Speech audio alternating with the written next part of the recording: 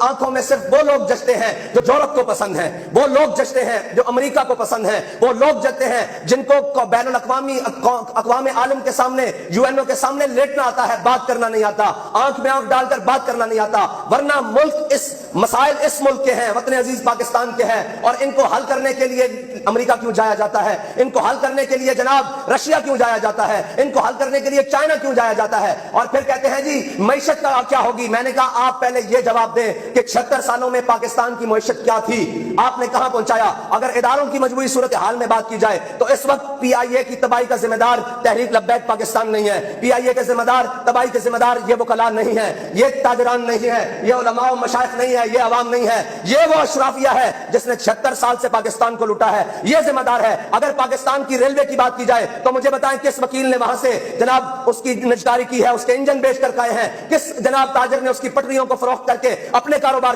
چمکائے ہیں، کس عالم نے ان کے اسٹیشنز بیچے ہیں۔ یہ سب کچھ اس ملک کی اشرافیہ نے کیا ہے، اور کیوں کیا ہے؟ تاکہ ہمارے کالے انگریز، ہمارے گورے انگریز وہ ہم سے راضی ہو چکے۔ وہ تو 100 سال پہلے یہاں سے جا چکے، لیکن ان کی باقیات آج بھی ہم پر مسلط ہیں۔ مسلط ہوتی ہیں یا خان کی صورت میں، کبھی مسلط ہوتی ہیں ایوب خان کی صورت میں، اور کبھی ضیاء کی صورت میں، اور پھر کبھی مشرف کی صورت میں، اور پھر کبھی نواز شریف کی صورت میں۔ یہ ساری وہ صورتیں ہیں، اور کبھی جناب کسی اور صورت میں، کبھی لبرلزم کے نام پر، اور کبھی جناب فلاں ازم کے نام پر، اور کبھی زرداری کی صورت میں پاکستان کے اوپر مسلط ہوتی ہیں۔ یہ وہ ساری صورتیں ہیں جن کے آقا اور جناب سارا کچھ اور ملجا و ماوا وہ باہر بین الاقوامی لوگ ہیں، اور وہ جو ان کو کہتے ہیں یہ اس کے مطابق معیشت۔ ہاں ہمارے ملک کی معیشت ہے، لوگ کہتے ہیں مولویوں کو معیشت نہیں آتی۔ میں نے کہا پہلے آپ یہ بتاؤ کہ معیشت پاکستان میں چلانی ہے یا امریکہ میں؟ معیشت پاکستان کی ہے یا انڈیا کی؟ معیشت پاکستان کی ہے یا فرانس کی؟ اگر معیشت پاکستان کی ہے یا جرمنی کی؟ معیشت پاکستان کی ہے یا کسی اور ملک کی؟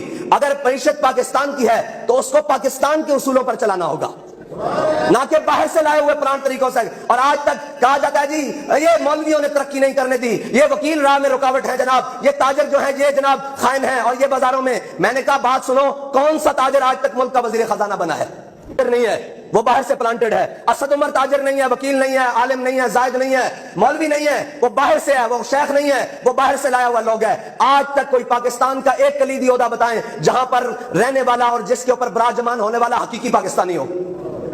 اب میں سوال کرتا ہوں آپ تمام سے، اگر آپ میری بات غور سے سن رہے ہیں، میں سوال کرتا ہوں کہ مشرف نے پاکستان کے سب سے بڑے عہدے پر جو کلیدی عہدہ ہے چیف آف آرمی سٹاف، پھر صدر پاکستان، اس میں رہنے کے باوجود مجھے یہ بتائیں کہ مشرف کی باقی زندگی کہاں گزری ہے؟ پاکستان میں کہاں گزری ہے؟ اگر آپ بھول نہیں گئے تو کہاں گزری ہے؟ اس ملک کے اوپر کلیدی عہدوں پہ رہنے والے جنرل راحیل شریف کی باقی زندگی کہاں گزر رہی ہے؟ میں سوال کرتا ہوں، اس ملک کے اندر 3 مرتبہ نواز شریف وزیر اعظم بنا، اور جب تھوڑی سی سختی آئی جیل میں تو 50 روپے کے سٹامپ پر بھاگ کر اس ملک سے کون گیا؟ نام لے بھائی۔ اچھا جی آگے چلتے ہیں۔ اس ملک کے اندر جناب ڈیم کے اوپر پیسے کھانے والا ایک شخص جس کا نام ثاقب نثار تھا، چیف جسٹس تو کہنا بھی چیف جسٹس کے عہدے کی توہین ہے، لیکن جو آج بھی بیٹھا ہوا ہے وہ کم از کم توہین نہیں کروا رہا ہے، عزت نہیں کروا رہا۔ یہ وہ کلام ہے سامنے بیٹھے ہوئے ہیں، میں ان سے پوچھ لوں گا جو آج بھی شخص اتنے بڑے عہدے پر بیٹھا ہے وہ کوئی قابل عزت آدمی نہیں ہے جو جناب وہ بھی اس عہدے کی توہین نہیں کروا رہا ہے؟ مجھے بتائیں ثاقب نثار کہاں ہے؟ آصف سعید کھوسا کہاں ہے؟ کیا نہیں کہاں ہے؟ یہ سارے لوگ تو ہم پر آتے ہیں حکومت کرنے کے لیے، اور جو باقی آئے ہوئے ہیں ان کو آج ذرا بریک لگے تو ان کی بریک کہاں لگتی ہے؟ کسی کی دبئی میں؟ زرداری صاحب بھاگ کر کہاں جاتے ہیں؟ اور آپ اور میں کہاں رہتے ہیں؟ حالات کیسے بھی ہو جائیں، آٹا 16 روپے ملتا تھا، آج 100 روپے ملتا ہے، ہم کہاں رہتے ہیں؟ پیٹرول جناب 60 روپے تھا، آج 230 روپے، 35 روپے، 40 روپے مل رہا ہے، اور ہم کہاں سے پیٹرول بھرواتے ہیں؟ بتائیں یار مجھے، تاکہ مجھے تو آسانی ہو یہ بات کرنے کی۔ کہاں رہتے ہیں ہم؟ آج پاکستان کی جناب گھروں کے اندر، لائنوں کے اندر پانی نہیں آ رہا، ہم ٹینکروں کے ذریعے اپنے گھروں میں پانی ڈلواتے ہیں، اور ہم رہتے کہاں ہیں؟ ہمارے پینے والے پانی کیا فرانس سے اور جرمنی سے آتے ہیں یا پاکستان سے؟ تو پاکستانی یہ ہوئے یا ہم؟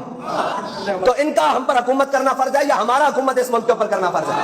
بس یہ سوال ہے پوری قوم کے آگے کہ جناب آپ کن کو انتخاب کرنا چاہتے ہیں؟ اگر یہی لوگ آپ کے لیے پسندیدہ حکمران اور طرز حکمرانی آپ کو قبول ہے تو پھر تیار ہو جائیں، 70 نہیں 170 سال تک بھی سندھ کے حالات ہوں یا پاکستان کے حالات ہوں، पंजाब के हालात हों या बलोचिस्तान के हालात हों, खैबर पख्तूनख्वा के हालात हों या गिलगित और कश्मीर के हालात हों, वो इससे ज़बूतर तो हो सकते हैं, इससे बेहतर नहीं हो सकते, कम से कम इन लोगों के होते हुए। और इन लोगों की और हमारे यहाँ अगर हमसे पूछा जाएगा कि आपका तर्ज सियासत क्या है, तो मैंने कहा जिसने पाकिस्तान का तस्वुर पेश किया है हम उसका तर्ज सियासत उठा लेते हैं। हम अल्लामा डॉक्टर मोहम्मद इकबाल से पूछते हैं कि इकबाल, हम यहाँ पाकिस्तानी हैं, तूने तस्वुर पेश किया, हमारे बड़ों ने मुल्क बना लिया, अब इसमें हुकूमत करनी है तो करनी कैसी है? अल्लामा इकबाल कहता है सरवरी दर दीन मां खिदमत गरीस। इकबाल कहता है याद रखना, हमारे नजरिए में हुकूमत का सिर्फ एक ही मकसद है, वो है खिदमत। और इकबाल खिदमत का तर्ज क्या है? वो कहता है अदल फारूकी फक्र हैदरियत, कहता है अदल फारूक आजम वाला होना चाहिए और हुक्मरानों के लिए फक्र हैदर कर्रार वाला होना चाहिए।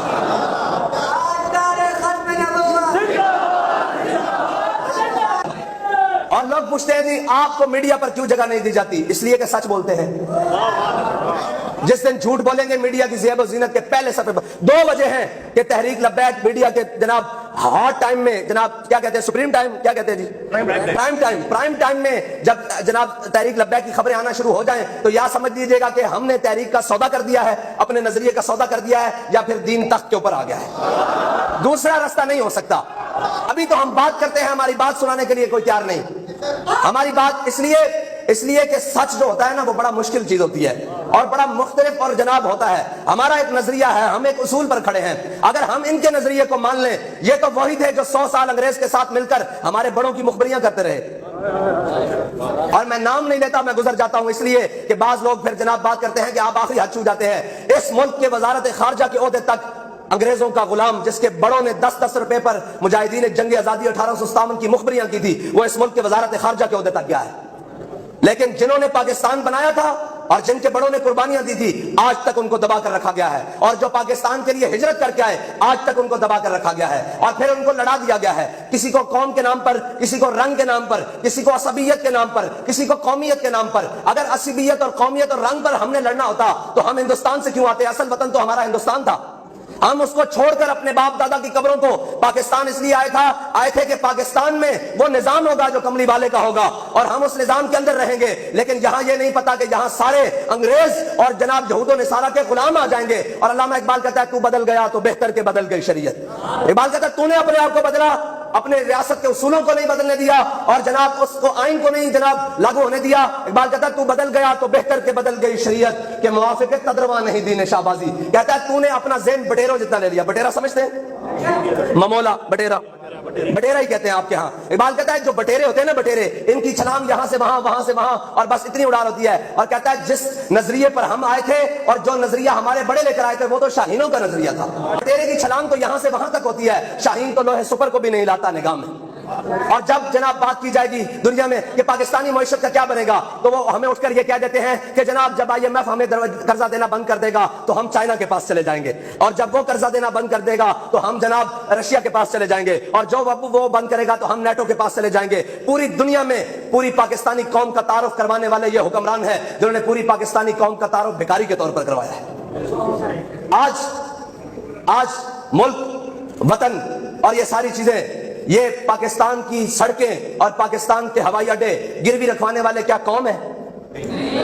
मुझे ये बताएं कि कौम टैक्स नहीं देती, कौम अपना कमा कर रोजाना नहीं खाती, सैलाब आए तो कौम पैसे इकट्ठे करके नहीं देती, कोरोना आए तो कौम अपने जनाब पाकिस्तानी अवाम की मदद नहीं करती। कोई ऐसी एक जगह बताएं कि जनाब पाकिस्तान में इस वक्त फलाई इदारों में चलने वाले जनाब बहुत बड़े इदारे हैं, क्या कौम उनको पैसे नहीं देती, कौम उनको डोनेशन नहीं देती? लेकिन आज हालत यह है कि इसी कौम को पूरी दुनिया के सामने भिखारी बनाकर पेश किया गया है। और पाकिस्तान का टोटल खसारा कितना है? 4000 अरब रुपए जो सूद की किस्त में, मद में। अब ये बातें लोगों को बड़ी अजीब लग रही होंगी कि मौलवी मईशत पर बात करते हैं। मौलवी मईशत जानते हैं और बड़े अच्छे तरीके से जानते हैं। जिनको कुल वल्लाह पढ़नी नहीं आती वो हमसे पूछते हैं कि मईशत कैसे चलेगी।